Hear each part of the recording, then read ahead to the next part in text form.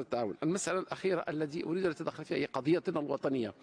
في الحقيقة أنا أتأسف كثيرا لأنه منذ 1975، وهذا ما ينكرونه علينا، منذ 1975 حينما حصلنا على استقلال قليمنا أصرفنا أكثر من 200 مليار دولار على الاستثمارات التي تمت في هذه المناطق، وأصبحت من المناطق الاستثمارية الكبرى في المغرب.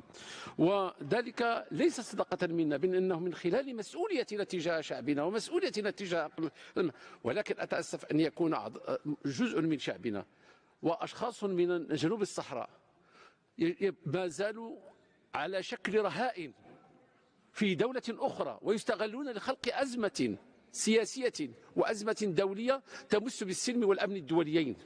أنا أتأسف كثيرا ذلك، ثم يتم توظيفها في قضية حقوق الإنسان. من يريد أن يرفع شعار حقوق الإنسان يجب أن يطبق أولا مبادئ حقوق الإنسان على شعبه حينما يتظاهر، واحترام شروط المحاكمة العادلة، واحترام أكبر إمكانيات المالية في النفط، وشعبه جائع يقف مصطفا في المحلات وفي الشوارع من أجل لتر من الزيت. أنا أتأسف، ولا يعطينا أحدا دروس، ومن له بيت من زجاج لا يرشق الناس بالحجرة. شكرا لكم سيد الرئيس.